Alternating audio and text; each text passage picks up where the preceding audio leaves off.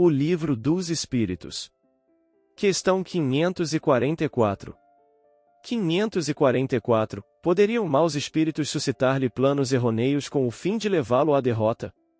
Podem, mas não tem ele o livre-arbítrio? Se não tiver critério bastante para distinguir uma ideia falsa, sofrerá as consequências e melhor faria se obedecesse, em vez de comandar.